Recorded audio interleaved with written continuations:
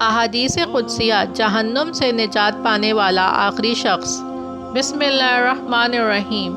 ابن مسعود رضی اللہ تعالیٰ عنہ سے روایت ہے کہ رسول اللہ صلی اللہ علیہ وآلہ وسلم نے فرمایا، جنت میں سب سے آخر میں داخل ہونے والا شخص وہ ہوگا جو کبھی تو چلے گا، کبھی منہ کے بل گرے گا اور کبھی اسے آگ جلائے گی۔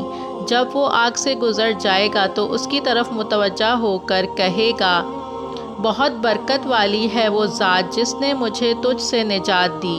یقیناً اللہ تعالیٰ نے مجھے وہ چیز عنایت فرمائی جو اس نے اولین و آخرین میں سے کسی کو نہیں بخشی۔ پھر اس کے لیے ایک درخت بلند کر کے سامنے کر دیا جائے گا۔ وہ کہے گا، اے میرے رب، مجھے اس درخت کے قریب کر دے تاکہ میں اس کے سائے سے سایہ حاصل کروں اور اس کے نیچے موجود پانی سے پانی پیوں۔ اللہ عز و جل فرمائے گا، اے ابن آدم، ممکن ہے اگر میں تیری یہ خواہش پوری کر دوں تو مجھ سے اور مانگے۔ وہ کہے گا، نہیں اے میرے رب، اور رب تعالیٰ سے عہد کرے گا کہ اس کے علاوہ وہ کچھ نہیں مانگے گا۔ رب تعالیٰ اسے معذور ہی سمجھے گا کیونکہ وہ ایسی چیز دیکھے گا جس پر اس سے صبر نہیں ہو سکے گا۔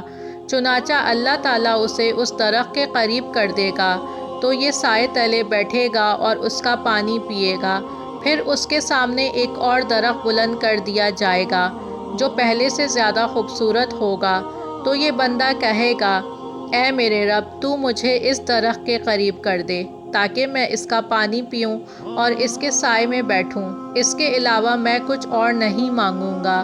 رب تعالیٰ کہے گا، اے ابن آدم، کیا تو نے مجھ سے عہد نہیں کیا تھا کہ تو اور کچھ نہیں مانگے گا؟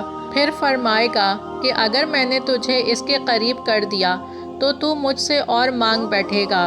اس پر وہ رب تعالیٰ سے عہد کرے گا کہ وہ اس کے علاوہ اور کچھ نہیں مانگے گا۔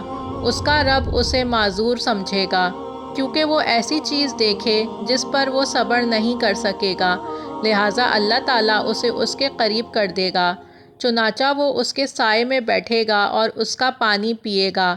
اس کے بعد اس کے سامنے جنت کے دروازے کے پاس ایک اور درخت نمودار کیا جائے گا جو پہلے درختوں سے زیادہ خوبصورت ہوگا۔